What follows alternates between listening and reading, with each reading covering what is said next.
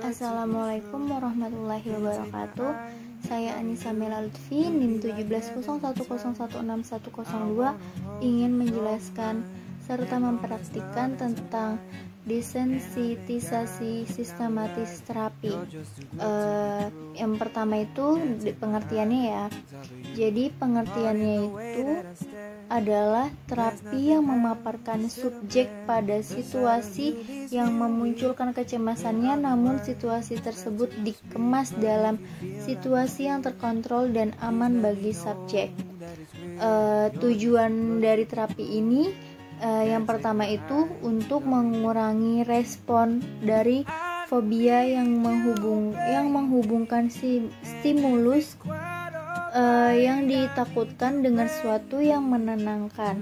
Desensitisasi sistematis dilakukan dengan cara membayangkan situasi kecemasan sambil melakukan relaksasi sebagaimana upaya melawan kecemasan yang dialami.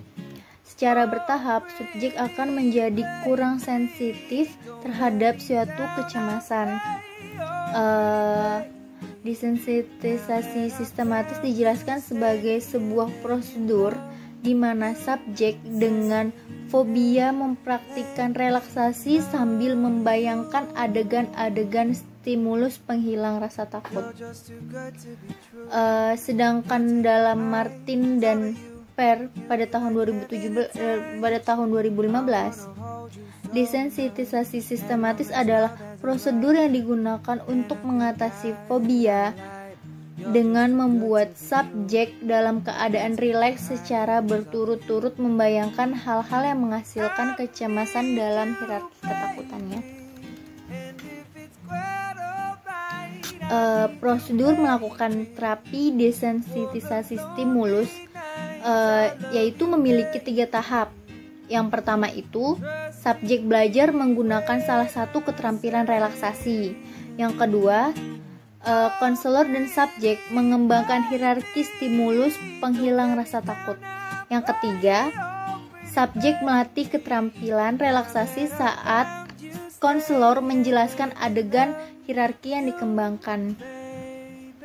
Jadi, dalam desensitisasi sistematis, subjek merasa rileks saat membayangkan stimulus ketakutan dan subjek tidak melakukan kontak langsung dengan stimulus yang memicu ketakutannya. Jika subjek dapat menjaga respon relaksasi selagi membayangkan setiap adegan dari hierarki, maka desensitisasi sistematis telah selesai. Subjek kemudian harus terbebas dari respon rasa takut itu, seperti kecemasan dan perilaku menghindar ketika subjek bertemu dengan stimulus ketakutan di kehidupan nyata. Jadi, prosedur dalam melakukan konseling terapi desensitisasi stimulus yaitu pertama, setelah menjalani konseling awal untuk mengetahui informasi dasar mengenai latar belakang klien, kebiasaan dan rutinitas hingga hal-hal seputar fobia klien.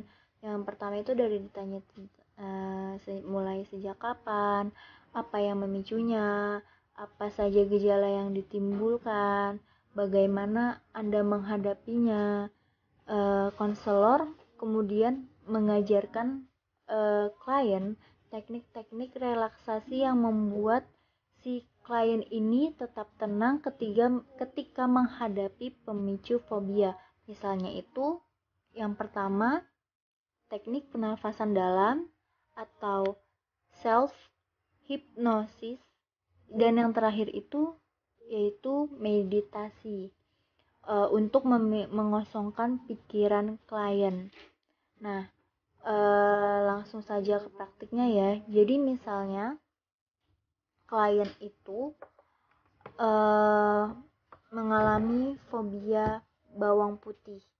Nah, di sini saya itu ingin mempraktikkan teknik relaksasi terapi desensitisasi stimulus dengan teknik relaksasi pernafasan dalam sambil memejamkan mata untuk memikirkan hal yang menjadi pemicu ketakutan klien. Kita mulai saja ya.